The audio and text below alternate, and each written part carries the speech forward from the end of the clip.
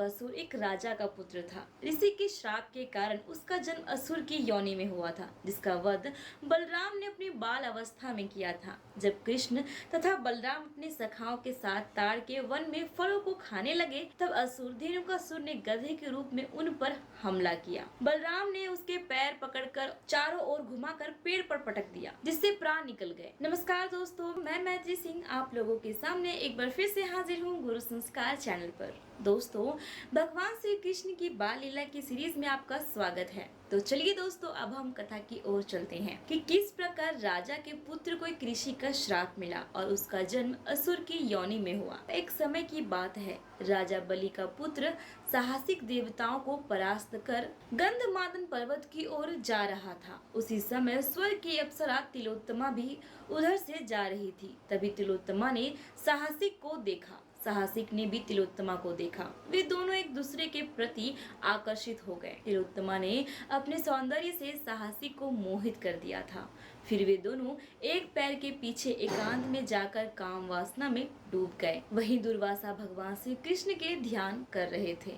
वे दोनों उस समय काम वासना में इतने लीन थे कि निकट बैठे मुनि को उन्होंने नहीं देखा। उनकी शोर सुनकर मुनि का ध्यान भंग हो गया। उन्होंने उन दोनों को ऐसी अवस्था में देखकर ऋषि दुर्वासा को उन दोनों पर क्रोध आ गया और क्रोधित होते हुए बोले, ओ गधे के समान निर्लज्ज नराधम, उठ। भक्त बलि का पुत्र होकर तू पशुवत आचरण कर रहा है। पशुओं के सिवा सभी मैथुन कर्म में लज्जा करते हैं, लेकिन पशु लज्जा से हीन होते हैं। अतः अब तू गधे की योनि में जा। तिलोत्तमा, तू भी उठ। दैत्य के प्रति ऐसी प्रेम, अब तू भी दानव की योनि में जन्म ग्रहण कर। ऐसा कहकर दुर्वासा मुनि चुप हो गए। फिर वे दोनों लज्जित और भयभीत होकर मुनि क्षमा की याचना करने लगे। साहसिक बोला, हे मुनिवर, आप ब्रह्मा, विष्णु और साक्षात महेश्वर हैं। भगवान, मेरे इस अपराध को क्षमा करने की कृपा कीजिए। यह कहकर वो फूट फूट कर रोते हुए उनके चरणों में गिर पड़ा। तिलोत्तमा बोली, हे नाथ, हे दीनबंधु, मुझ पर भी कृपा कीजिए। कामुक प्राणी में लज्जा और चेतना नहीं रह जाती है।